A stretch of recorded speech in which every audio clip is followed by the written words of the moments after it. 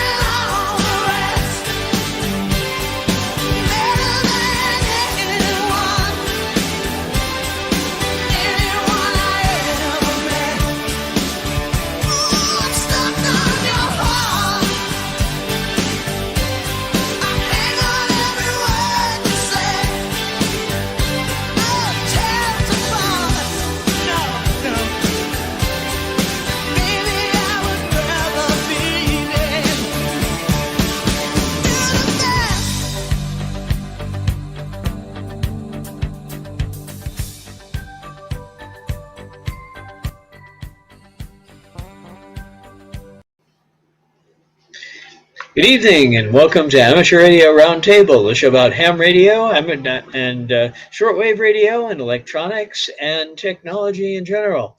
I'd like to say hello to all of our shortwave listeners on world famous WBCQ on 7490 kilohertz. And please subscribe to the YouTube channel, join our Facebook group for ham radio called Amateur Radio Roundtable, or simply search for W5KUB in Facebook. Tonight we're going to be talking about the Huntsville Hamfest as well as lots of other things. Uh, Tom is not in the studio tonight. He is on vacation in lovely North Carolina, and so we are using a backup amp for the show. And I'm hosting it from Wyoming tonight. This is Brett Glass, WI7BG, and well, we expect there are going to be technical difficulties, so please bear with us. Hang in there, and we'll work through them and try to give you a good show. So let's check in with first of all with Glenn Popeil, who's coming in. I'm not sure whether he's actually coming in from Tennessee or Arkansas. So Glenn, how are you doing? Wrong. Go to Glenn. Go to Glenn. Yeah. Go to the other guy. There Yeah. There we go. Yeah. we are. This guy. Yeah. Okay, there we are. Okay, here we are, Glenn. There we go. Yeah, Yeah. I'll figure this app out.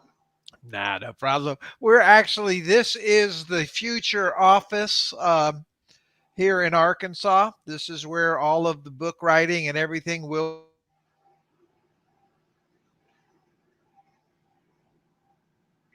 Oops. What I guess happened? the future office doesn't have very good internet yet. I don't know, man, but I tell you what, his picture was looking really sharp here. Oh, he, oh, there he is. He's coming back. Okay, let's bring him back. Try this again. Yeah, we're having issues with the app, so let's lower the resolution here and see if that will help. But yeah, that this PC doesn't like the app, and I don't have any other PC. I might be able to get the laptop going, but this is all I got for right now. Hopefully, by lowering the resolution on the camera, it'll keep it from blowing up.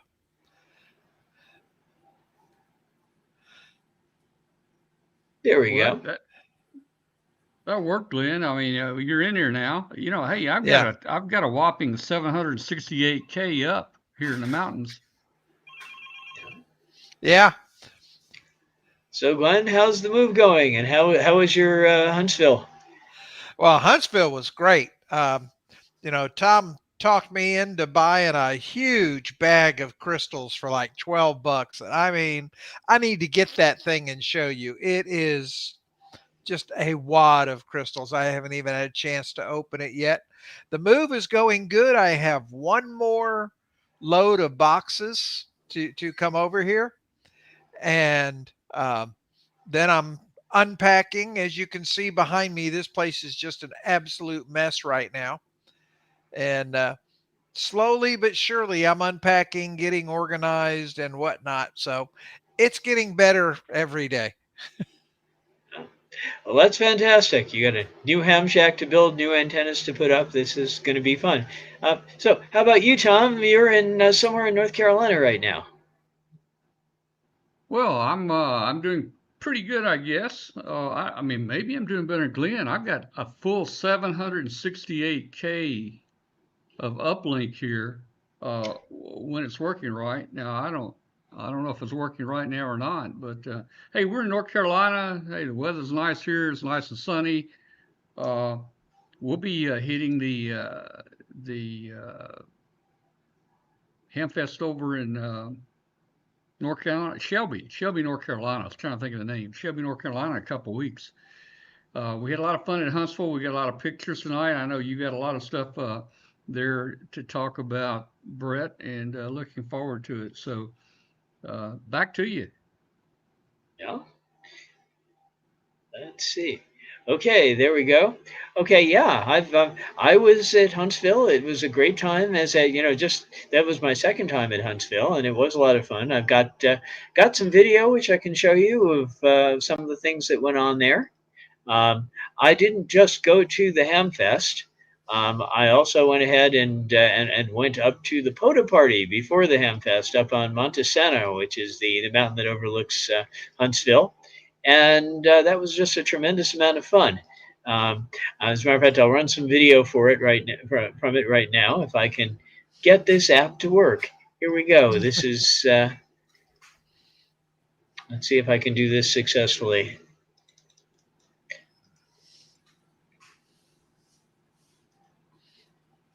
Here we go, and this is from my camera, so it's going to be tall and skinny. Um, it's the photo party was in a picnic shelter up on top of Montesano, and everybody came out, and the first thing they did was put up their antennas, and you can see all of the antennas here, at least as best as I could capture them with my my little iPhone camera. As you can see, there's a cobweb up in here, and they put it up. There were cobwebs, there were verticals, there was an OCF dipole. There's a vertical there. This fellow brought his entire trailer full of ham gear out and was activating and working everything. People brought their dogs. You can see all kinds of rigs going on here, being set up, and lots of hams. And this is and also a lot of the rigs were in go boxes, so it was interesting to see what everybody did for batteries and for transporting their rigs, and for computers and how they transported those. A lot of people had tablets, some had laptops. You can see here's one fellow in the corner who had multiple screens and was running FT8 and Grid Tracker along with it. And so I'm kind of walking around here, There's another fellow here who brought up a Yaesu 710 AESS, which is a very nice, very fancy rig with great sound, and you can see they're working here. They set up more antennas on the other side of the picnic shelter. So we were just I don't think there was a room for another antenna in the whole place, and there was food. Boy, was there food! They had chili. They had a grill out here where they were doing hamburgers and brats and bacon and all sorts of other good things. This was quite a party. I stepped into this trailer for a little while and helped, worked FT8 for a bit, coming out on the going out on the OCF dipole that you see that at least I was trying to show with my iPhone up there, and it tuned up pretty well. We were on top of a mountain, so we had the best reception you could hope for there. There's a better view of the of one of the antennas there, and well, this was just a tremendous amount of fun. I highly recommend it. The first year I was up there, I stayed in a cabin on top of the mountain, and that was a lot of fun for me. When the park was renting the cabins, but unfortunately they've sold out the cabins to a contractor, and the contractor is now charging about 50% more than they used to charge per night.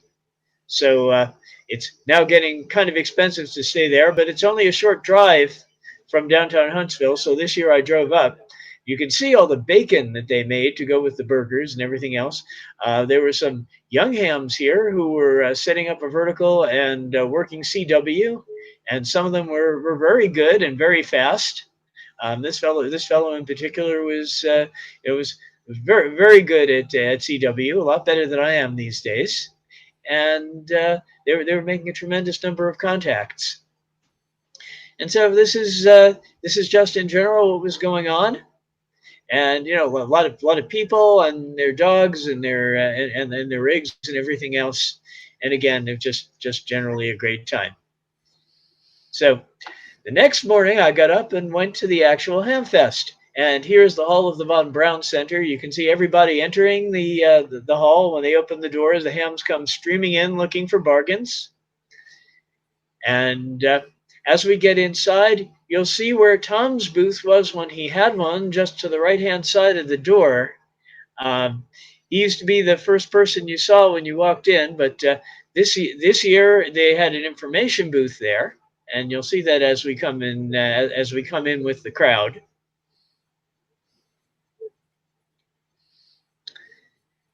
Yep, there's the information booth there, and they were very helpful. And of course, after you get in, one of the first things you do is you drop off your raffle tickets. And so there's the main stage where they did all the raffle drawings. And of course, you had to put your tickets in the drum. So the first thing everybody did when they got inside was do that, dump their tickets in the drum. There were people with trash bags and trash bins full of tickets that they folded in their special secret ways, hoping to improve their chances of winning the raffle. And so you'll see that as we come up to the booth there. I bought several tickets and put them in, and won one small item. Better, I didn't win anything. Hey, it only takes one ticket to win. Yep. And then all the vendors had booths there. This is Gigapart's booth. You can see they just brought tons of stuff. They're pretty much local, and so they had probably the biggest and best stocked booth in the entire place. I actually bought a little DigiRig USB sound card and controller from them. But they had a lot of stuff out, and you can see some of the things they were featuring here.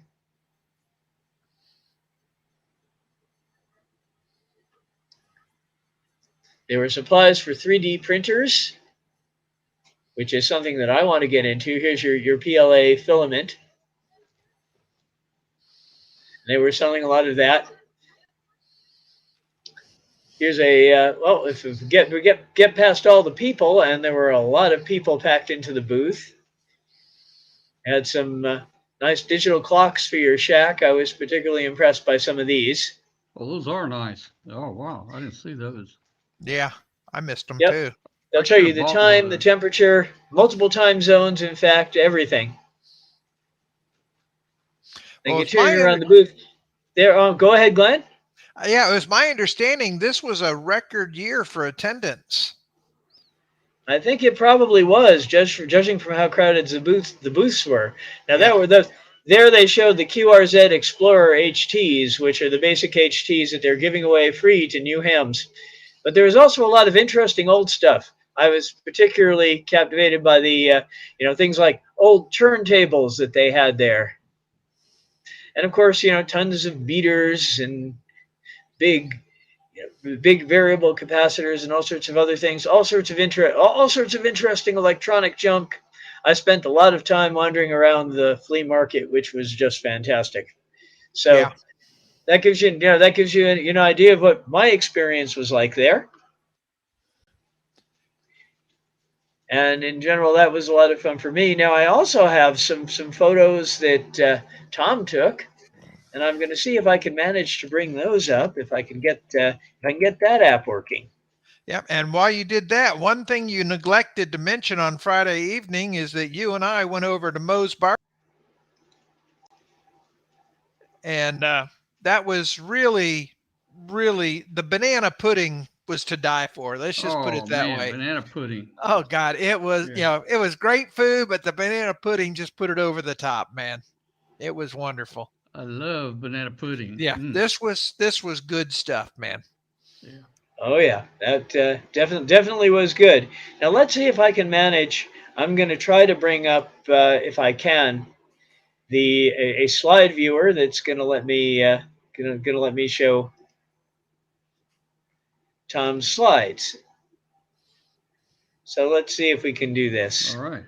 Yeah, and while we're talking And about that, there yeah, was one guy out in the flea market that had a whole stack of the Heathkit HW32s. I've got a picture of that, Glenn. We'll see it in a Oh, minute. cool. Yeah, Very yeah. cool.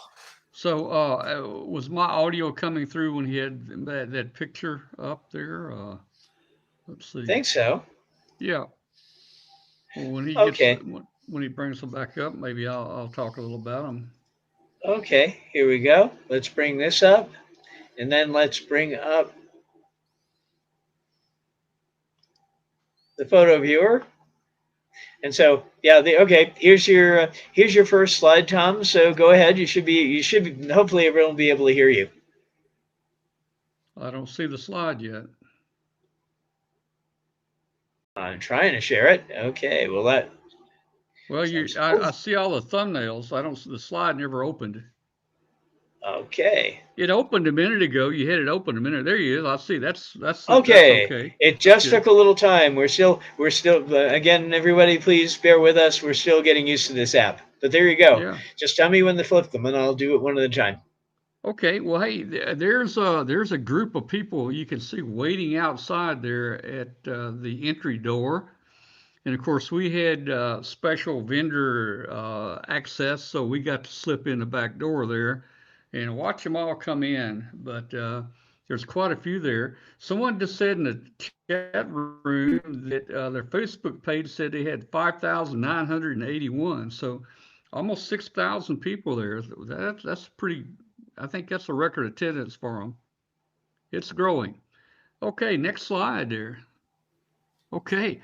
Hey, that's a shot inside. Boy, I mean, look at the color there, guys. I mean, at that place, there's a lot of people in here.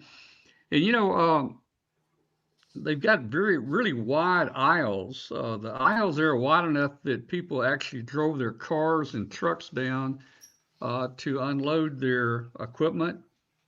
So you've got a lot of room to walk around there. And that's just a shot in one direction. Um, I'm probably about center way right there. Next shot. Let's look. Next. Ah, there's some Athens State University had their trailer there, and that's their satellite system and their antennas that track the satellites, which are pretty cool. Next slide. Oh, here's what I love. I like looking at things like this. Look at the capacitors there, just about any size capacitor, and these were high power handling capacitors, just about anything you needed there. I don't know Yeah, where the this is guy what you gets use all for of your them, but mag loop. do what? What was that? This is what you use for your mag loop. Yeah, yeah, or a high power, just a high power tuner. Yeah. You use those. Yeah. All right, next. I love this guy. I wanted to buy some meters. Oh I had some gosh, yes. projects. I had some projects I wanted to build, like the RF amp meter and a few things uh, that I wanted to build. I wanted to pick out some meters, but he had so many meters. How do you I didn't. choose? I didn't get one. I didn't choose any meters there, but I would have loved to. I'd love to take in a basket of meters home, but I Yeah. just didn't do it. I don't know where he gets his meters, but he's a meter man. All right, next slide. Coils, you need some coils, inductors. Look at that. You talk about power handling capability. You can do it there. Many of those right there, several of them are fixed inductors, but you can see some roller inductors there, which are pretty cool. I've got a few high power roller inductors at home that I may do some project with them maybe this year. Next. Oh, there's a shot looking at the commercial vendors like uh, RRL. You can see them there, Ham Radio Outlet, and many other companies. MFJ used to have a very large piece of that. Of course, they didn't come this year since they're shutting down business, but they managed to find a lot of new smaller vendors to take up the slack. So there wasn't any openings there. It was all full. Again, you're just looking into the vendors. They go about 2 or 3 deep there through those red curtains, and then you've got the old flea market people past that. And it was really nice and cool in there and clean, and it's a great ham fest. Next. Another shot of the vendors. There's Mass Strength. You know, they make the rope, the non-conductive cables to hold your towers and antennas up. There's Flex Radio over there. Um, okay, next.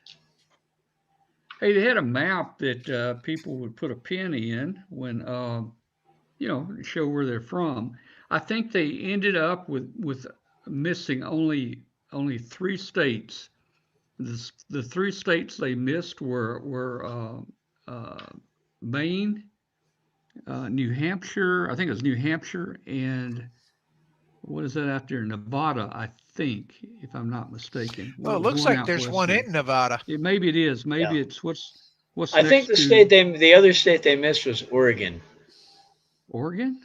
Yeah, Yeah, that It I could didn't be. see It any very could pins. be. Now there might have been someone there, but they didn't pin themselves. I took pictures throughout the day, so this may not be totally accurate. I don't know if this is the last picture we took or not, but you can see a lot of people came from a long ways off. For example, look at there, they came from Wyoming. That's a long ways. Oh Wow. yeah, I was one of 2 pins from Wyoming, Yeah. And we and of course I Joe think Eisenberg came from Nebraska. You can see his pin in Omaha yeah, yeah. yeah. over on the eastern side of Nebraska. All I right, got a lot next. from Florida Oh, though. That was kind of yeah. cool. There are a lot of there were a lot of interesting things in the flea market there. Oh, can you go back to Oh, my okay. phone? There you go. Yeah. A lot of interesting things there. You know, I remember this phone. We used to have a phone just like this. Now, probably a lot of people in the chat room may have never seen a phone like this, but we had that exact model right there. I'm sure it got thrown in the trash. Wow, I wish I'd have kept it. Look, it was worth $50, man. Yeah. And the interesting thing, it's funny to watch some of these YouTube videos of teenagers nowadays. They set a phone like it in front of a teenager, and they don't know how to make a call on it. It takes them 10 or 15 minutes to figure out. how to actually place a call. It's funny. Mm. All Oh right, yeah. next picture. Oh, there's the meter guy. More That's meters. probably the other side of his booth there. You can see plenty of meters. Hey, I like the old homebrew stuff. Here is the amplifier, $100 for an amp. Um, that was probably a pretty good deal right there, $100. I mean, it looks like he's got a variac in the bottom down here. That's probably worth $100 right there. Yeah. You got meters on there, and at the top, you got probably those high power capacitors there in the top, and he's got a oh man, there's a lot in there, $100, and I sold a kilowatt amplifier at the Memphis Hamfest a couple years ago for $100. They had three 813s in it, the old military big glass tubes. And it So doesn't hundred matter that bucks. it says bad. I mean, that should be fixable. Yeah, that old stuff there will keep on running, man. Yeah. And yeah, if I had a two wheeler, I would have got it, and if I had a place to put it, I would have got it. And Yeah. if That's you'd kind been of there like to me. carry it out, I might have got it. But Yeah. yeah. Next, there's a ticket barrel. The to me, I thought last year there were a lot more tickets in there. In other words, Glenn, I don't know if you remember or not, but I thought last year that ticket barrel was almost half full. Right. Yeah. It did seem a little light this year. And it looks like it is less, but they're talking about, record attendance. So I think Well, we had I almost saw some 6,000 guy in people. my Facebook feed had like 600 tickets he dumped in the barrel. Man, I would not know who that is. It wasn't I would you. not know. No, it was not you, and it wasn't Joe Eisenberg. It was another gentleman. I wouldn't know who that Yeah. is. Well, the Hamfest does a strange thing. They sell everybody tickets for you get one free ticket with your admission, and then you can buy more for $1 a piece unless you buy a brick of them, and then they will give you for $100 they will give you 200 tickets. Now that gets you under the expected value of a ticket. I figure Yeah. the based on the attendance, the expected value of a ticket, and then the prizes probably was about I'm gonna say 60 cents. And so if you bought the big brick, then you got them for 50 cents each. And that Yep. actually is probably going to be a win unless you're really unlucky. That's That true. would That's be true. me. Well, Glenn, I only won I won three prizes, and it was a little embarrassing on Sunday. Well, they pulled out a ticket and they announced W5KUB, and then instantly they pulled out another ticket and announced W5KUB, Ah, two in a row. what'd you That was a win? little embarrassing. What? What did I get? Yeah, Well, on Saturday, I won some type of interface, for the ICOM. Yeah. CIV interface to an ICOM. You get one of those? No, you showed it to me. That's the Oh, one that okay, I showed it to you. had Yeah. an Now, HDMI interface and stuff on yeah, it. on Sunday, I won a $50 gift certificate to ARRL. Well, there you Yeah, go. and I won a year of QRZ.com. Oh, there you go. Yeah, there we go. Okay. All right, That's next useful if slide. you want to use their logbook. Their logbook. Yeah. There you go. There's all of us. We have been paying for QR the Premier or whatever you call it because the free version of QRZ only allows you so many lookups a day, like maybe 20 lookups or 50 lookups. I don't know.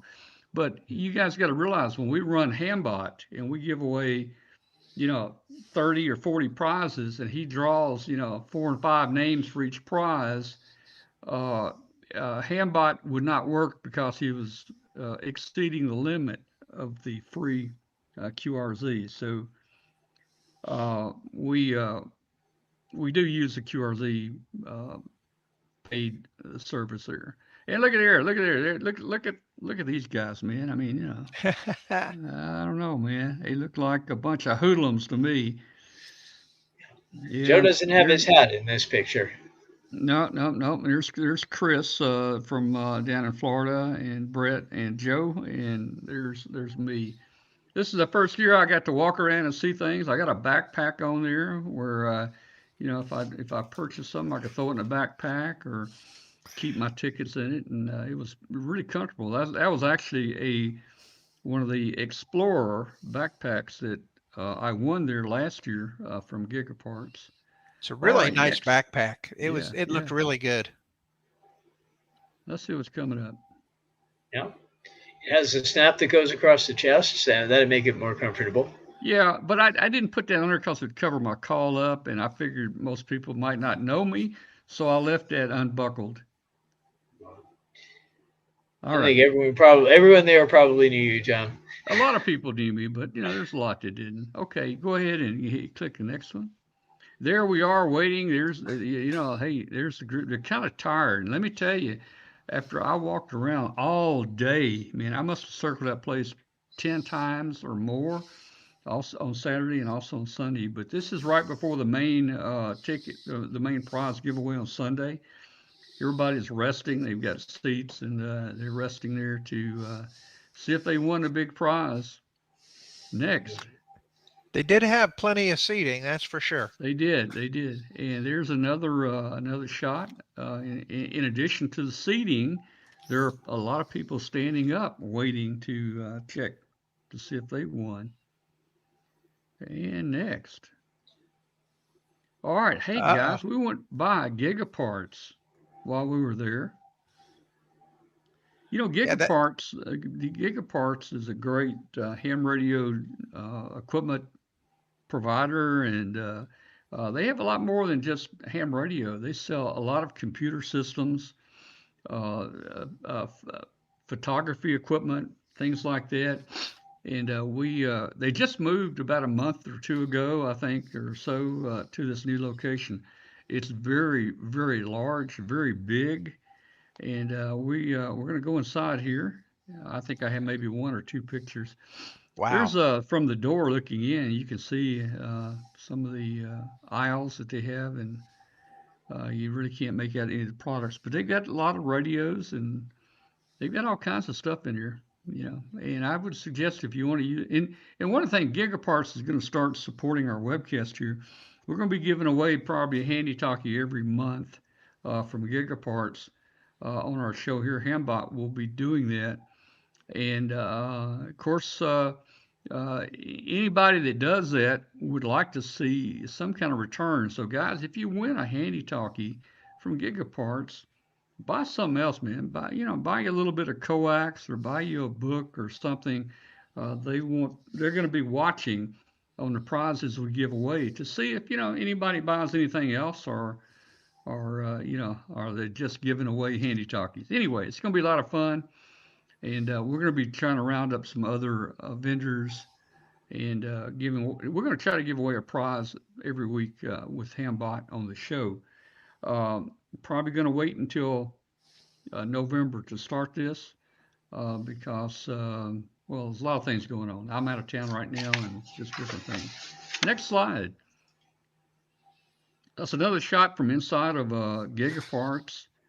You can see their telescopes there and camera equipment toward the back over there. They got a lot of neat stuff. Yeah, nice All looking right. store. Yeah, next.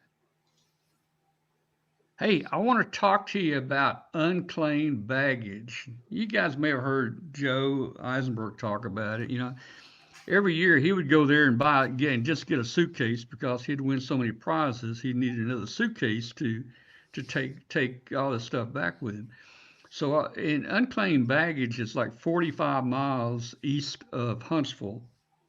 So we went through there yesterday, and this facility gets all the unclaimed baggage, I guess, from all the airlines, and whatever you want is in that store, whether it be Bose Bluetooth headsets to iPhones, iPads, a pair of shoes, a pair of boots, necklaces, whatever you want.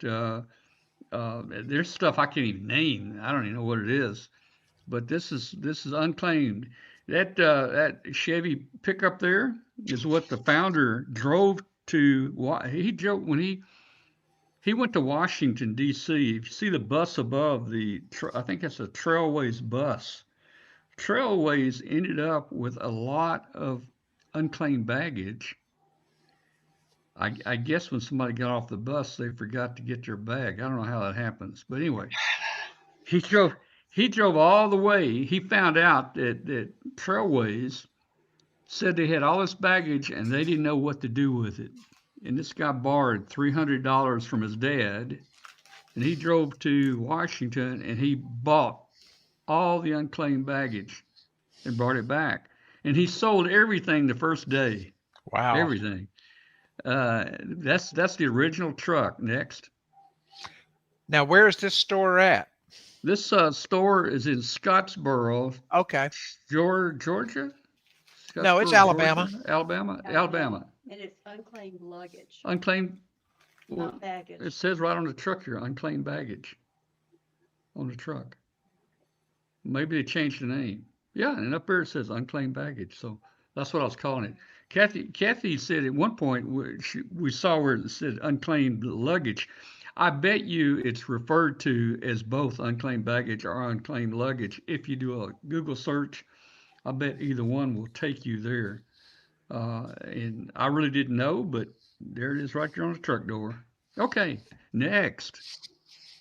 This is the guy right here that started a company up 50 years ago. And if you can read that, look what it says. In the spring of 1970, Hugo, I'm trying to read this. Hugo Doyle. Owens. He heard over his ham radio that Trailways had this. He was a ham. Wow. So this is something that a ham radio operator started. Next slide. There's a his tag call. right there, K4HD. I don't know if the guy's still around or not. He might still be around. Somebody look up K4HD and see if that's Hugo and if he's still around. And there may even be something on QRZ about him. Okay, pulling up the QRZ app on my phone. Yeah, look him up there real quick, and let's see. K4HD Go. Hugo D. Owens. The license is still active. Yeah.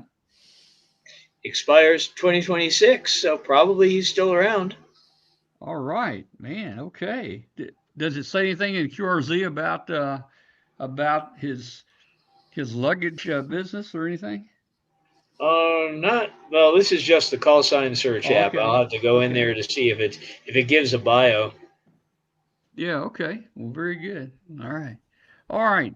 Okay. Next slide. Let's see what we got next here. Well, that's just a shot of us getting closer to our home here in North Carolina. And I'm glad we broke the drive up. It was about 3.5 hours to Huntsville. And then it was another 3.5 to 4 hours from there to our home over here in Tuckasegee, North Carolina. That's an Indian name. There's a lot of Cherokee over here. And if you don't know where Tuckasegee is, the next little town up is called Cullowhee. You won't know where that is. The next little town up is called Silva. And Western University, Western North Carolina University is there. And then the next town up is called Silva. And that is where we get all of our Lowe's products up there. And they've got a Walmart up there. Man. All right, next. And here's another shot. You know, we call these mountains over here. They're not that great. I know Brett probably would call them hills where he's from out that way, but they're mountains. We're in the Blue Ridge Mountains, just miles away from the Smoky Mountains. And next. And here's another shot there. We had nice weather all the way coming over. I don't know that I have any more pictures here, Brett. Let's see what's next. That may be all of them. Yep, you're right. We've just gone back to the beginning. Yeah, we had a great time there, and we'll I'm sure Glenn, we got your forum, or we're getting a copy of your forum. We'll probably show that maybe next week. Yeah. Earl was he was supposed to send us the video, and Uh-huh. we neither one of us got it. So, Oh, should have said uh, something because I did get a copy. did you get a copy? Okay, Yes. Brett has most of it, but I think his wasn't totally complete. No problem. We'll get it for next week. But I know Glenn had a good copy. He's kind of like a professional photographer guy, you know. Yeah. So Earl's really good. I sent him emails earlier, and he didn't respond. Anyway, there's other stuff coming up. I think that Britt's got, and we can talk more about Huntsville in a few minutes. And Well, here, I got we one got thing from yeah. Huntsville. This is the bag of crystals that I got. They're all 7 megahertz. And according to the bag, there's 149 in this bag. Man, So I got a 149 7 for megahertz $12, crystal. right? It was For $12. $12. Yes. Well, Wow. So Yes. yeah. By the way, yeah. unfortunately, I did find the bio of Hugo Owens, Okay. What's it say? and unfortunately, it says that even though his call hasn't expired, he is a silent key. Oh man. Yeah. Mm-hmm. It says, but there's a note from him. It says, "Thanks for checking my biography. I've been a ham since 1956. I became interested in ham radio while I was in the service during the Korean War." And let's see, he goes on to talk about his wife and about how he almost drove her crazy trying to get up to speed with Morse code. And then he talks about having started the Unclaimed Baggage Center, and then retired and spent his time gardening and yardering, Yarding. Okay. whatever that is. Okay. So anyway, I guess let's see. What should we do? I guess the next thing we should probably do is run the ad from our Yeah, let's sponsors. I'm going to run the run that, and icon then ad. we'll come back and we'll discuss everything else. And I think you got Okay. another video. All right. Upgrade your station with one of ICOM's fabulous HF radios. With the IC7610, faint signals are no longer challenging for DXers or contesters. The high-performance RMDR can pick out the faintest signals, even in the presence of stronger adjacent signals. This is the SDR every ham wants. With ICOM's IC905 Mobile, VHF contesting is a breeze. This is an all-mode rig covering 5 bands with one radio. 2 meters, 70 centimeters, 1.2 gigs, 2.4 gigs, 5.6 gig, and with the optional CX10G transceiver, it will also cover 10 gigs. This radio features a large touchscreen with real-time, high-speed spectrum scope and waterfall display, easy D-Star settings, and a separate controller and RF module configuration to reduce signal loss. Explore the world of microwave with the IC905. For more information on ICOM radios or dealer locations, go to icomamerica.com/amateur. There we go. Hey, I just want to make one comment. Glenn, have you noticed how well the app works tonight when I'm not using it? It is doing good. I locked up the one time, but when I dropped the resolution on my camera, it's able to keep up. Aha. So you're the one that's been bringing it down. No. It's this ancient Windows PC, but okay. it was the only one I could get up because the other pieces are still in the garage. Right behind me here is a Windows 11 system just waiting, but all of the parts still have not been found in the garage. Oh, man. Yeah, well, So this is all I you have. may not find all of them. Oh, All right, yeah, well. All right. Well, all right, Master of Ceremonies. What are we talking about, or what are we going to see next? What do we got? Let's see. Well, I was hoping to get video of the balloon launch from the Huntsville Hamfest, but that hasn't come in yet, unfortunately. I was also looking for Glenn, maybe you have it. I was looking for the video of your talk. I do have it, but not set up or anything. I can get it to you or Tom for next week. Yeah. You did give a wonderful talk on Arduino and had so much to say that you ran out of time, and everybody was still, they would have been willing to stay if you still had the room. I think so too. Yeah, it was really fun. It went really well, and it always seems to though. So yeah, we all had a lot of fun in there. Yeah. Well, let's see. I am at the bottom of my list of things to cover. So what else, Tom? What else should we cover here? Well, I got one Well, thing. go Go Yeah. ahead, ahead, Tom. Glenn. Okay. I spent a lot of my time down near the chat radio booth because they had my new book and people were asking me to sign books. So I spent most of the afternoon there meeting and greeting folks and signing the new book. Looks really, really good. And so that's going to be out there soon, or it's available now at ARRL. Well, that's cool. Tell me about the chat. Are they new people, or I haven't heard of them before this year myself. I forget the old name, but they changed it to Chat because they're based in Chattanooga. Jim Oh, is the owner, and they're really good folks. Every time they see me, they ask me to sign their entire stock of my books that they have. oh wow. They're just really nice folks. I enjoy working with them, and they've got great prices. You bought your wire I cutters I from bought those some wire folks. cutter there. I spent $8 with them. I bought two wire cutters. Yeah, but those are the best little wire cutters you're gonna Yep. find. I love them. Yeah. Oh man, there were so many little. Oh, I walked and walked and walked and looked at that stuff, and Well, man, you I would know, love to have some of the old stuff to play with, but I don't have room for it now. And exactly. Well, Yeah. it seems like this is an expanded building. I think they took up another section this year because it seemed to be much more open well, with the it's same the amount of same. stuff. It's the same as last year. After the pandemic, they had to spread during the pandemic. They spread it out a lot to Okay. like 12-foot aisle wide aisles and so forth. And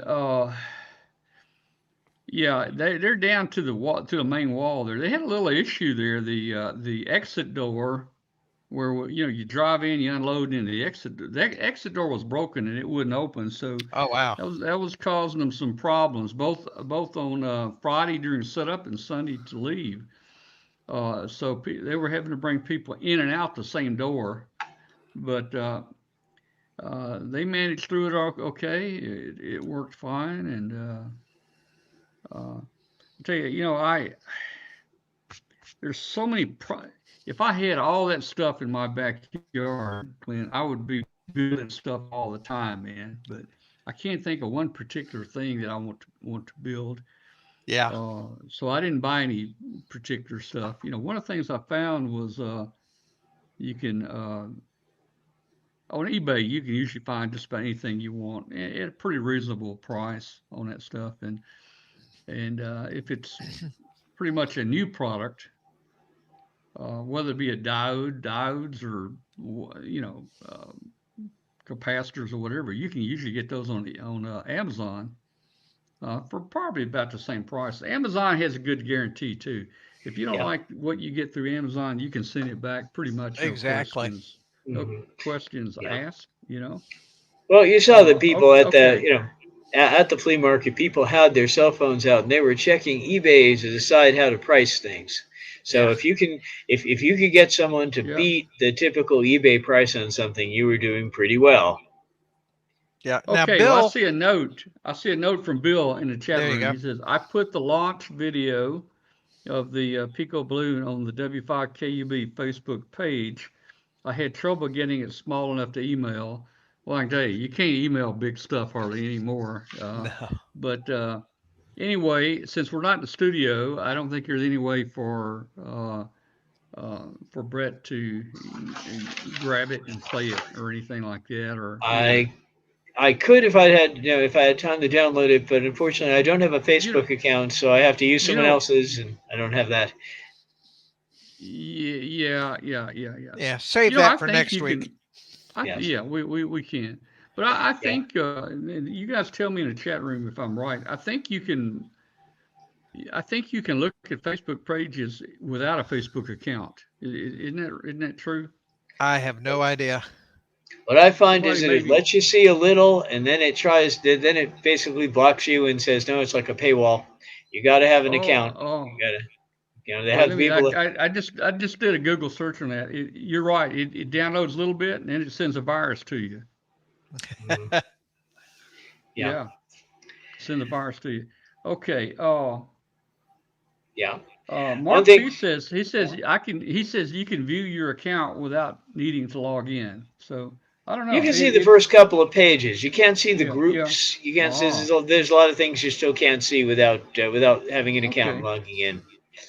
All right. Well, yeah, and I won't be back in the studio next week either. But typically in the studio, we have network computers, and I can just bring it up on one computer, like on Facebook, and shoot it over to the other computer and out through the show.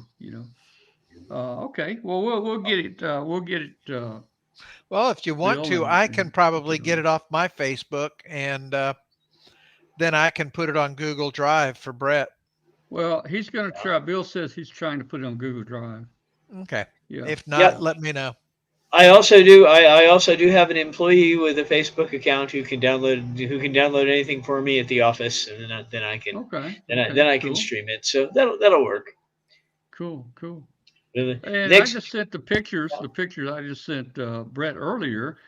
I use something to transfer big files. And Bill, if you can hear me, there's a service out there. It's free. It's called WeTransfer. WeTransfer.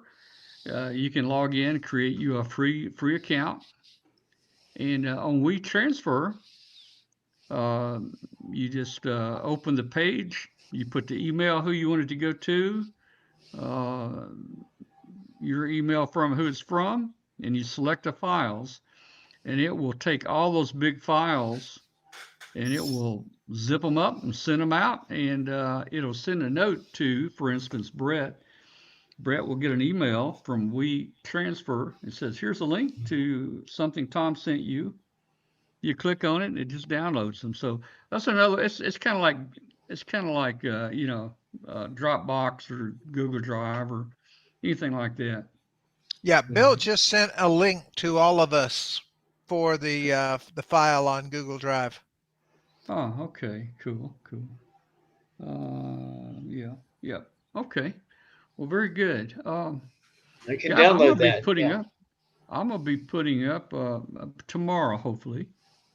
I'm gonna put up my antenna out there and set up my auto tuner out there and a couple uh, uh, radios underneath it, and bring the coax in. And I brought my 7300 with me so I can do some operating from here. And I've also got a VHF UHF rig that I can put a little antenna right outside the door there on the porch and work the locals here. Yeah, I've been surveying the backyard for where I can put my end fed up temporarily. So Yeah. Now, I'll be on the air soon. Glenn, you've got all those trees behind your lot, and you say Right. there's no houses. There's no houses back there. It's No, vacant. it's like 500 feet to a creek back there, and there's Yeah, no housing there. and probably nothing will be built back there. So, man, you can take you an infed from your house and go all the way back there, and I'd go over the tallest tree, I think, and Yeah. yeah, So it yep, that's the plan. get At you an least get me infed. on the air until I can get me a tower. Yeah, yeah, that'll get you going here for sure. I got the rigs unpacked today, so heading that way. Well, I'm going to get an antenna up and I'm going to do some operating. I want to get back into some operating, and what I'll do, I'll post it. You guys follow the Facebook group, the W5KB Facebook group, and Mm-hmm. when I get on, I will post that I'm on in the frequency, and maybe we can get some of the gang here together and just have a roundtable on HF, and I can work any band here. uh, It could easily be with fun. that tuner. Mhm. Yeah. You know, Glenn, By one the of the things way, you, no, I'm by the sorry, go way, I ahead. now have the balloon video. Oh, you do have it? Yes, I do have it. Cool. Okay, well, that was pretty quick there. It's not a We very can, long one. If you want me to run it, I yeah, can. let's look at it. And this is this is the balloon launch that was done at the Huntsville Hamfest, and it hit some bad weather. You know, we had some major bad weather come through, and over North Georgia, it came down in a storm. Hmm. Okay. Yeah, Let's Bill is see. saying it came down near Dahlonega and it might have landed on a gold mine. Yeah. Don't know. But anyway, here we have our here we have our video. I'm going to go ahead and run this. Now, 10, Bill, 9, 8, 7, 6. Let go. let it go on 6. Bill, you're supposed to go 5, 4, 3, 2, 1, 0. Oh, don't You hit those cleared, trees. you cleared the tree. It's gone. Wow.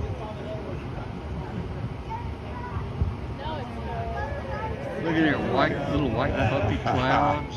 Hit an updraft. Lost it. Lost it.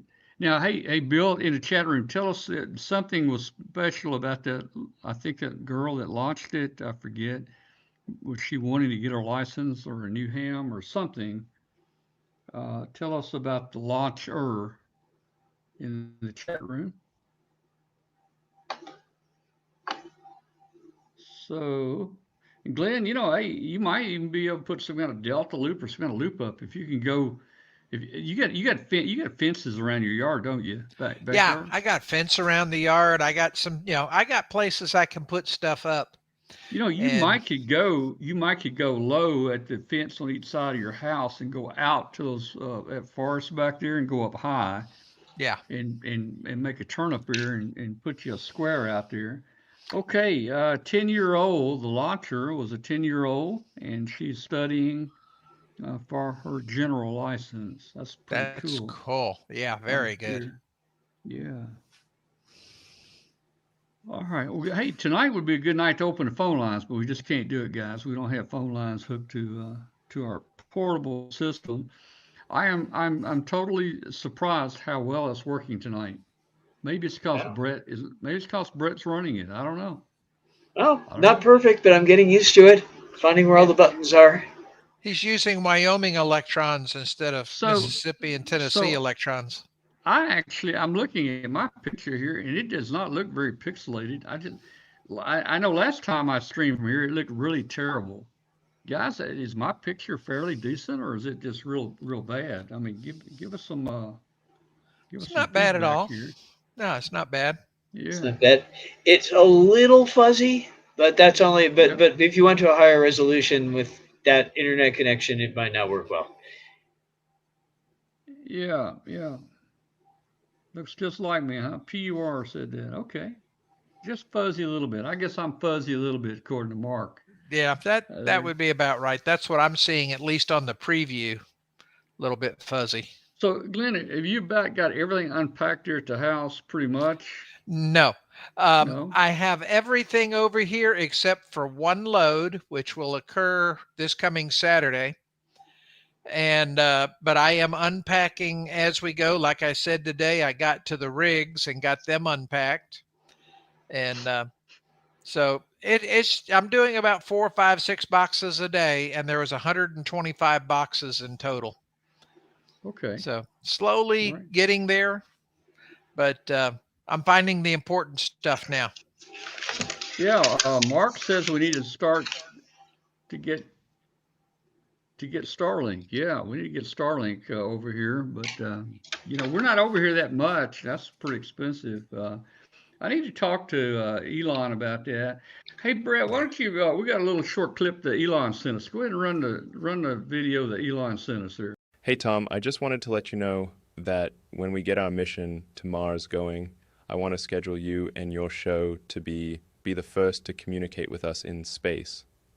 By the way, I never miss an episode of Amateur Radio Roundtable on Tuesdays nights on w5kub.com. Yeah, we are. I am just so proud that Elon watches our show every week. You know, I know the guy's busy, but he's one smart guy, man. And maybe, maybe he'll give us Starlink here real cheap for talking about him like that. Oh yeah. Well, that's one thing about Starlink. It's cheap for considering they're launching those millions of dollars of satellites into space. It is real cheap. They can't possibly be making any money, but take advantage of that while you've got a billionaire subsidizing you. Yeah, Go there for you it. go. Yeah, yeah. Well, I think now it's around 120 or about 120, $130 a month. But I don't understand. There's two or three different Starlink systems out there, different size little flat panel dishes or something. The Yeah, they bigger now have dish, a. Yeah. do you get a higher speed? Do you get better throughput with that little bit bigger dish, or what's the deal there? Do you know? Well, they now have one they call the Mini, which is Yeah. smaller, and I think it gets close to the same speed, but not exactly. It's the kind of thing now that you can just set up on the back of your pickup truck and take with you. It'll just work. The older one is bigger and sucks up more power, but I understand it also puts out more power. So if the Mhm. weather's bad, the older one works better. Bill's I was asking. reading where it's a different price. If you want it, I believe this is right. Mark P probably knows. Mark P has one there too. But if it's moving, I think you pay a different price for if you're moving down a highway with it other than fixed. Is that right, Mark P?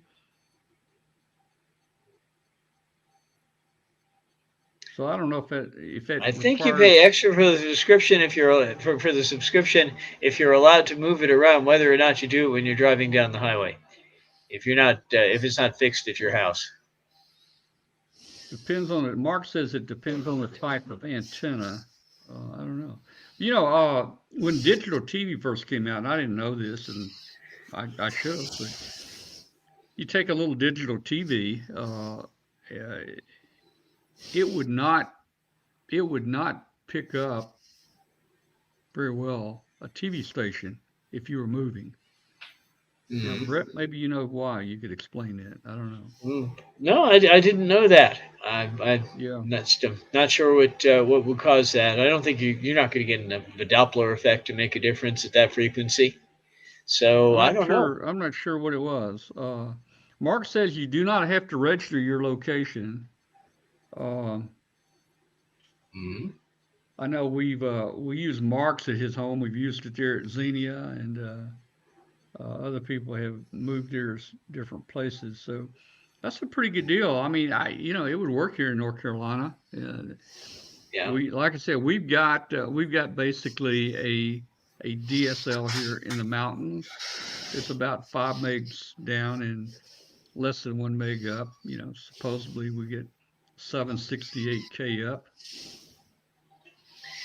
Yeah, Yeah. well, 768K will get you about 720p worth of video if it's well compressed. It's not going to do that. That's about the best resolution you're going to get. But but on the other hand, if the downstream is faster and you're mostly streaming downward, then that's fine. Yeah. One All right, thing, well, guys. Tom, Oh, Bill is go ahead. asking what was the biggest prize any of us won there at Huntsville. Well, I didn't win anything.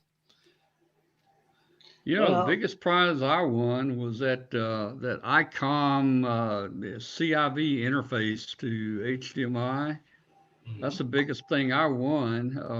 A few things I've picked up here. We're going to be giving those away on the show. I don't need them, and we'll probably be giving those away on the show here in upcoming yeah. months here. Well, I Hey, want a little something. I met You got it. Carlos. You guys may know Carlos. He's the guy that parachute, what portable or what's he call himself? Mhm. Parachute. Parachute on the air. Yeah, it's like parachute on the air, parachute portable or something, where he makes contacts. He tries to make as many contacts as he can when he makes a jump. He jumps from this weekend. He jumped at 14,000 feet. Well, anyway, I've talked to Carlos, and we're going to have him on the show here in a couple of weeks, and we're going to talk about some of his jumps and what he's doing here. So And was he the guy that the people were contacting on Friday morning from the top of the mountain? Probably so, maybe. Now, Carlos told me, and Carlos came to me. He said, "You know what?" He says, "You, W5KB, you were my very first contact." And I Wow. didn't realize that, but I was his first contact. But anyway, when he jumped, I think this weekend when he jumped, he carries this big bag that's got these plastic clips that clip together, and he carries that. And we jumped out of the plane. These the clips he's got on here. If you loosen one side, they're made where if you loosen one side, the whole clip will come out. And he must have touched it or something when he jumped, because when he jumped out, the bag left him. Oops. And the bag had his iPhone in it, and it had a radio in it, and I don't know what all it had in it. And his bag fell from 14,000 feet. Oh, and I think it had an ID 50 or 51 radio in it. Ouch. And it fell from 14,000 feet while he was coming down. And of course, it didn't have a parachute. And but he found it because he did that Find Me phone app, and the phone app took him to the people's house, and it was right there on the roof there in the gutter, and he found it. And it broke his phone up. The phone, the glass on his phone's broken, but the ICOM radio, it didn't hurt the ICOM radio. It was okay. So he recovered it, but he makes a lot of contacts as he jumps. He's been doing it for a number of years. Great. By the way, I did win a little something at Huntsville in the What do you raffle. get? I normally don't win anything at all, so I was kind of surprised. But what I won was one of the little Explorer HT radios, the one that QRZ Yeah. was selling for almost nothing, and they were giving away for free to new hams. And Yes. also, and I don't know whether I'm going to use them yet, or maybe Tom have you raffle them off again. I got 2 tickets to Orlando Hamcation. Mm. Nice. I usually win tickets. I have not gone to Hamcation in a few years. We gave our tickets away last year, and also we gave away some Dayton tickets last year. We'll probably be giving some more tickets away this year to people that want to go down there. But it was a nice little prize. I will probably give since I have enough HTs, I will probably give the HT to a new ham also. So you got one of the Explorers? Yeah, I got one of the little Explorers. It's sort of like a in little Baofeng. Was it in a box? Yep. Okay. I went to a Gigapart store there, and they had a whole great big box of Explorer 1 radios, and they were all in Ziploc bags. It had the antenna, the charger, the power pack, and the radio in Ziploc bags, and they were refurbished. So I don't understand it, but I don't even know what price they wanted. They were probably pretty cheap. Mm-hmm. I didn't know if they came in a box or if they came in a Ziploc bag, but Anyway. Yeah. Anyway, hey guys, I speaking of Bofang, did somebody bring up Bofang? I mentioned them. There you go. Yeah, he mentioned Bofang. I've never been a great believer in Bofang radios, or some of these Chinese radios are really hard to program or operate, but they work. But anyway, Bofang has I think it's the U5V or UV5 or whatever that radio is. They make it in different models. They make it in a GMRS model that you supposedly can't put on the ham frequencies. They make it in a ham frequencies, which I think you can add GMRS to it. But I got a couple of those when I started building this GMRS repeater for my friends. I got me a couple of the Bofang GMRS handy talkies, and I was really impressed. The plastic felt solid. The layout, it looked pretty. Uh, it it just it felt good. I had a different opinion after seeing that, how that Bofang was. But you Yeah. guys do know, you guys do know the problem with if you leave a Bofang in your car seat and you lock your car up, you know what happens, right? Yeah, you come back and you got a broken out window. That's right. And you got two or And three more another buffet. Bofangs laying. You got two or three more Bofangs laying in your seat, right? Exactly. Yeah. All right. Hey, Now, I'm not bad mouthing, guys. I'm not bad mouthing Bofang. They're great. I mean, yeah. it's Now, probably is there any $30. truth to the rumors that their firmware has been successfully hacked, and that now people are creating new versions of the firmware that operate that do different things and operate on more bands? I don't know. Well, I haven't heard that some of one. them are wide open. I mean, yeah. I know that I'm, the Yaesu HTs all have a code with a magic code that if you type into them, it completely unlocks them. But I didn't know you could actually reprogram them, make new firmware. That's something new. yeah, yeah. I don't know. Don't know. But I was kind of impressed with them, And things change, man. I'm an old ham for 60 years of ham, and things have changed now. You can buy a radio for you can buy a radio for $30 and get on VHF UHF. Yeah. Back when I got my license, I don't think anybody knew what VHF UHF was really.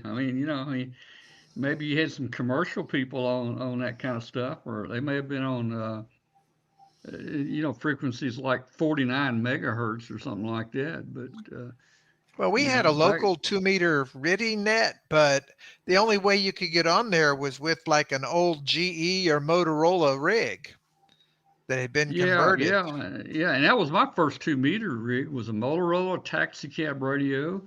It was Exactly. about 12 inches wide, about 6 inches tall, maybe 15 inches long, and had a slope front on it. It had two channel, had a speaker and a squelch. A big old Motorola mic, boy, that was really nice. And um, I uh, I crystaled that thing up, and Yeah. that was my first 2 meter radio. I had a Mine MIDI was an old repeater. GE car radio that Yeah, had been modified.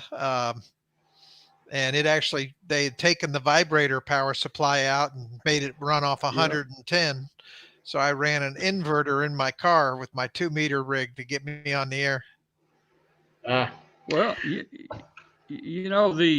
Motorola I had, Glenn, it was heavy, but I would Yeah. carry it I'd carry it in the house when I get home from work. I'd carry it in the house and hook it Yep. up to an antenna and a power supply. And when I go to work next day, I'd carry that big old 30-pound radio out and put it in the car. And the antenna, there's a nice 2 meter antenna in the handbook back then using a tuna fish can. So I ran a tuna fish can 2 meter antenna that was so the can was soldered down on a little square sheet of copper.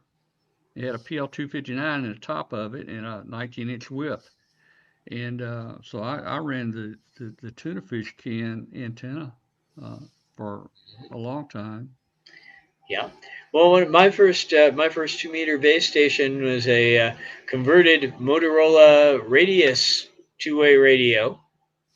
Hmm. Basically, what I did was I took it, and this fellow had software that let you make a new code plug, and I made a code plug for the ham bands, and that let me operate so that I could get in touch with the local repeaters. Still have that.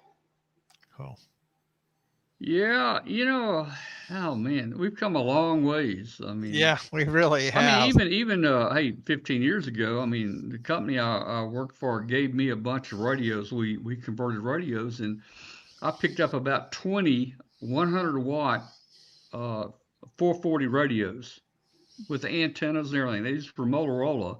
They were 100-watt Motorola mobile radios, but they were only like I think one channel or something, one or two channels, and You know, those suckers probably pulled 30 amps when you key down, you know, with it, maybe more than that. I don't know. I finally ended up giving all those away. They also gave me a repeater, a Motorola. I forget the model of it, but they gave me a Motorola repeater that I used for many years, and I finally got rid of it. Yeah, Andy's talking about he had one uh, that had a dynamotor Yeah, power converter in it. yeah. Well, you take a dynamotor and you throw it away, and you just put your power supply in the thing, and Yeah, you know, yeah. things we had to do back then. Like you say, those things were massive. Yeah. Nowadays, you just use a switcher. Yeah. Works much better. So in those pictures that we showed earlier, I might have overlooked it or didn't talk about it. I think it was my first picture, Brett. It was a picture of those, what was it, HW12s? Was that what they were, Glenn? The single band radios. What were they? Those were the Heathkit HW32, but I didn't see them in your pictures. Yeah, I think my first picture. If you, maybe Brett, can you go back to my pictures there? And it's the I'm picture going of the back. radios. It's a picture of the radios on the table there, and it had a $10 note on them. See if you can see it. See if you can see that. I will tell you, when I went back by there later, they were all gone. So somebody snatched them up. Yeah. Well, guys, So these let's were. see. I'm looking through your pictures. It should be a table with a bunch of Heathkit on it, and it had a sign on the table that said $10. Uh, Did I well, not send that to you? I'm looking to see if there is one. But Oh man. All right. I don't think it was in that bunch of photos Yeah, you I don't sent think me. I saw it. It All was right, not here's what in we're that going to do, bunch. guys. Hey, this app has been working great for us tonight, okay? We have not had any problems at all. After I But blew up let once.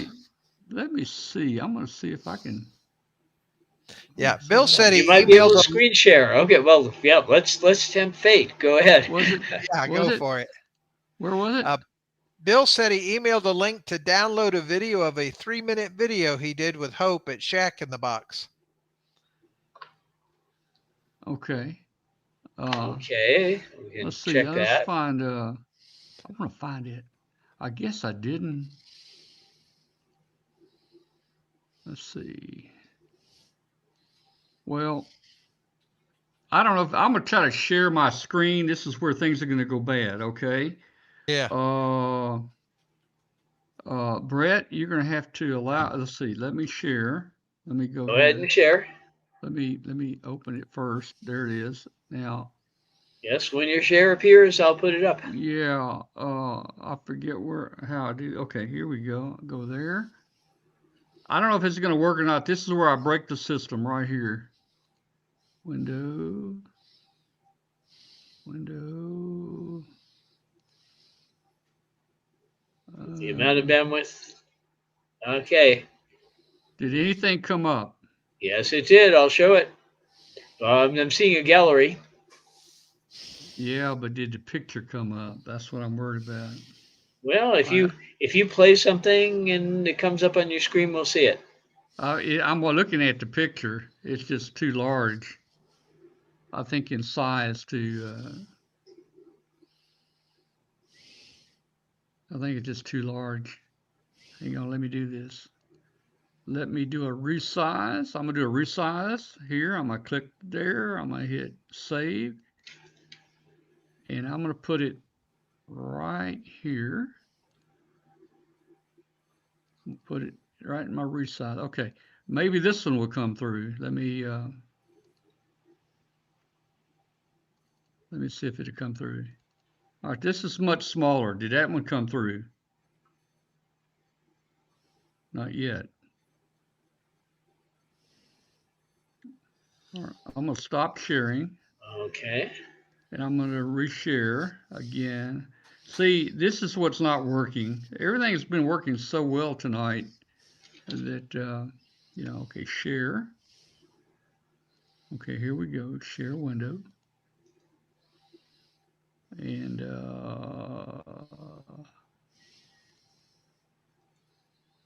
Well,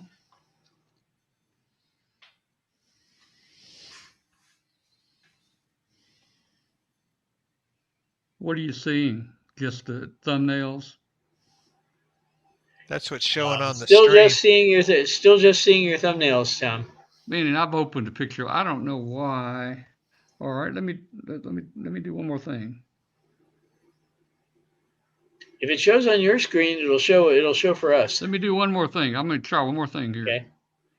I'm going to try to stop sharing. I'm going to share again. Window. I'd right click on it. This, hey, I bet this works. I bet this works. Okay.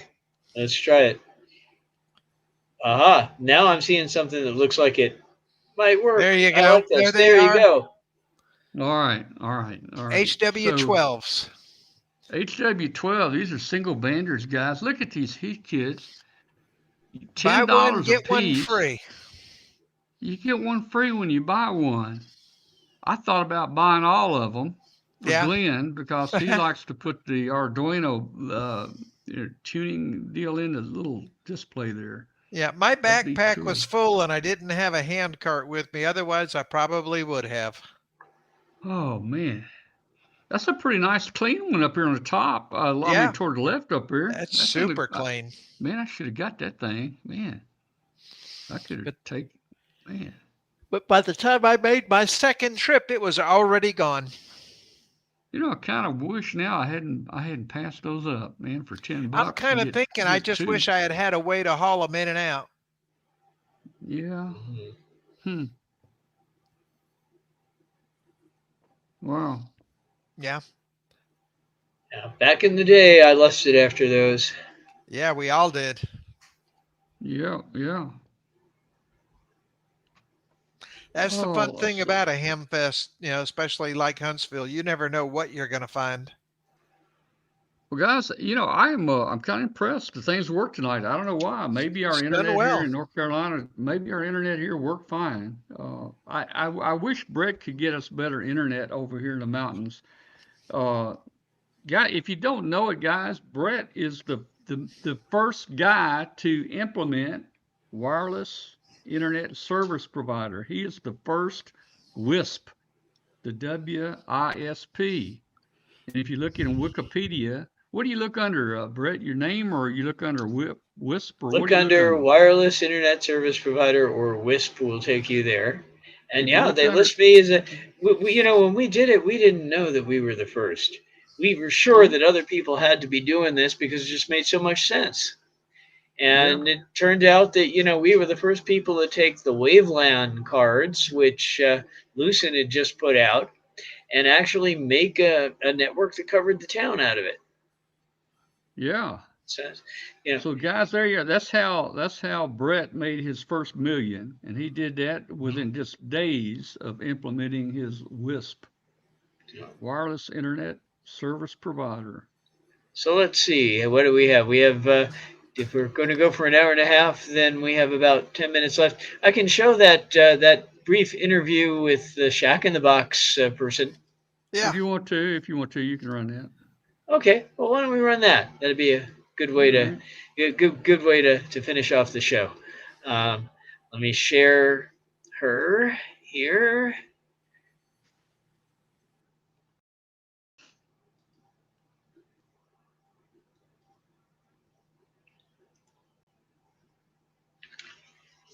And play. We are at the Huntsville Hamfest, and this is Shack in the Box, and I will let Hope describe Shack in the Box.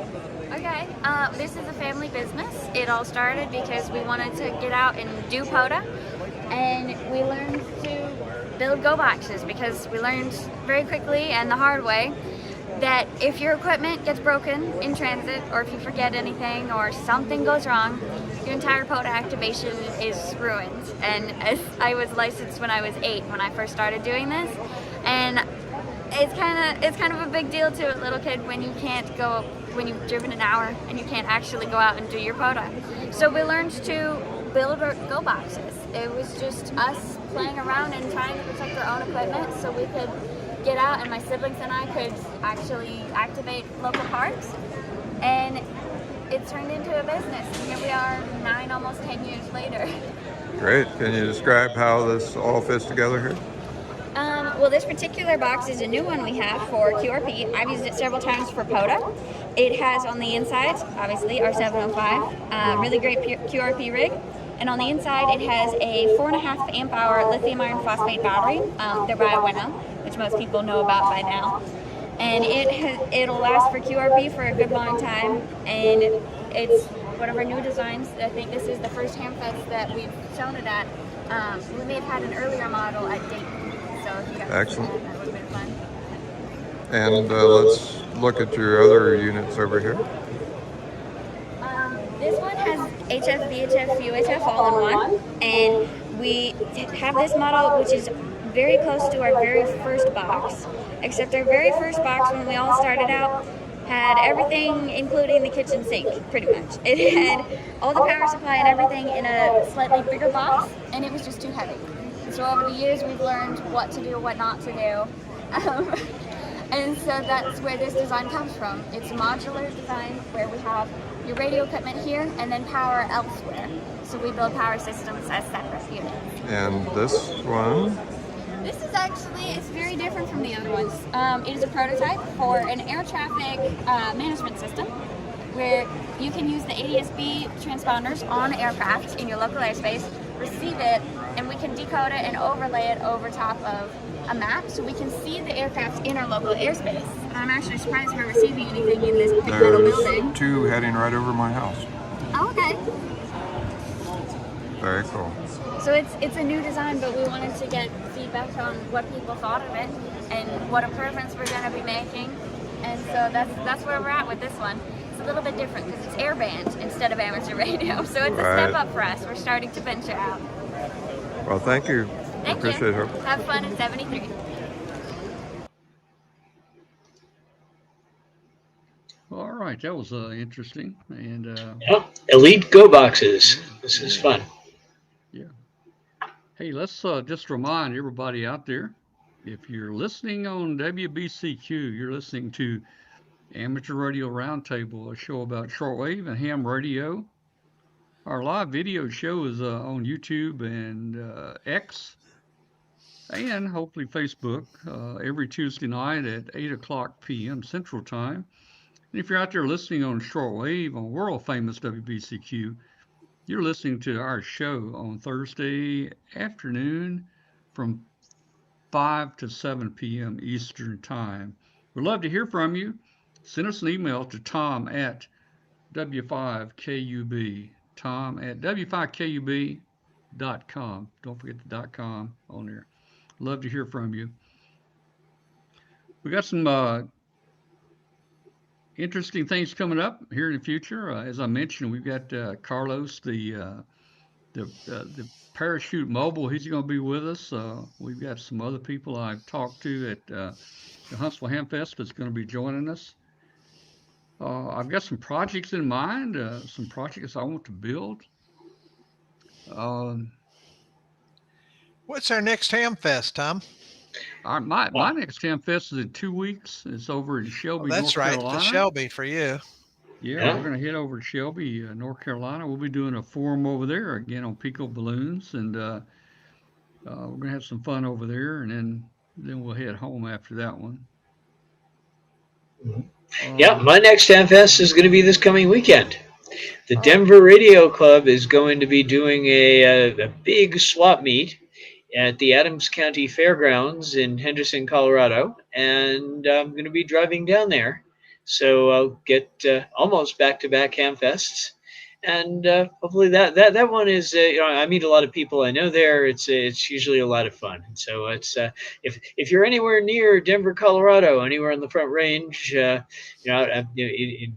possibly in Kansas, possibly in Colorado, possibly even in Nebraska, you might want to come down to that one. It's a great swap meet. It's not quite as big as the Huntsville one, but there's still a lot of good stuff there. I picked up a lot of my gear there.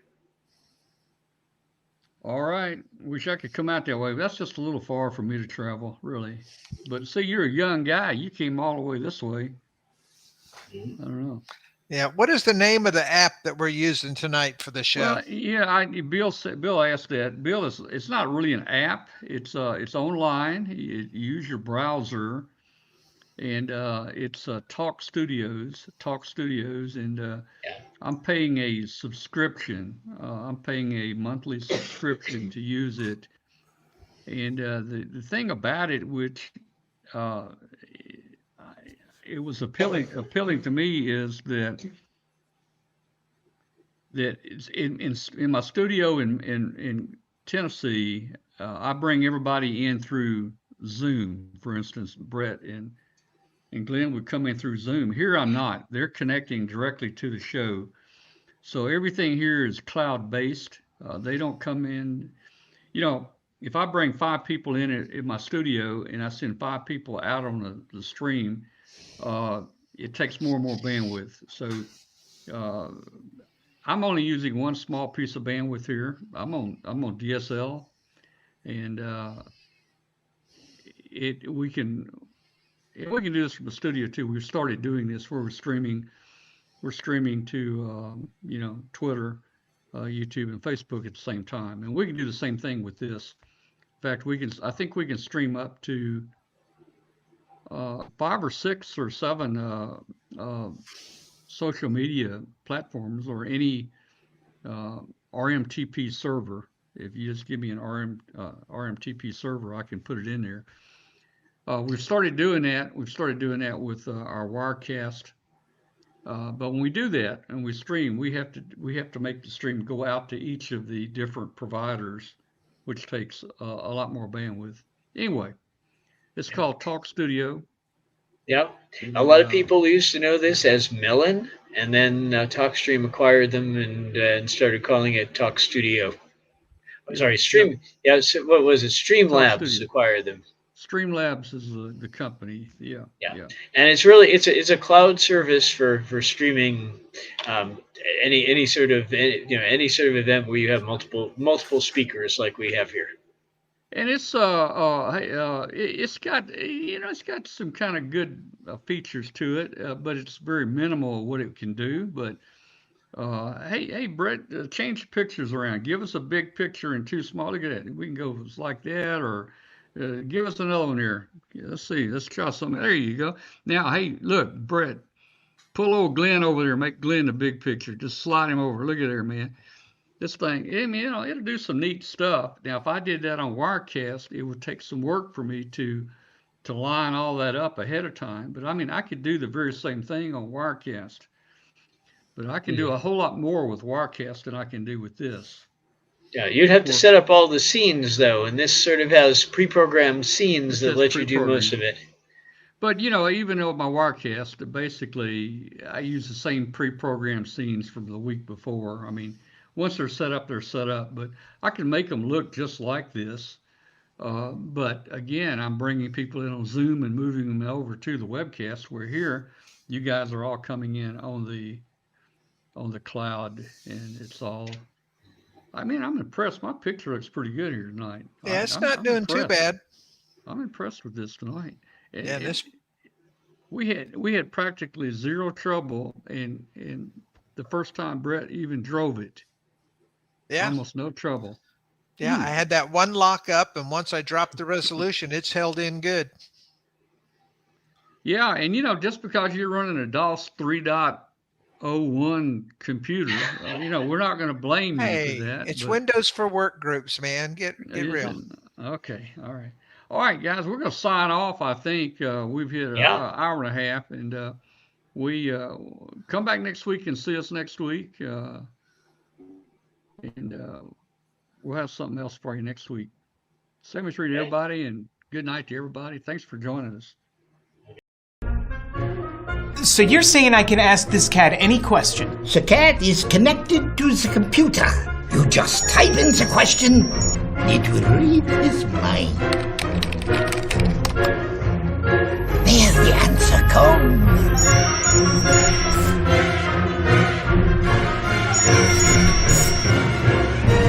You're the man! I've been looking for this for weeks.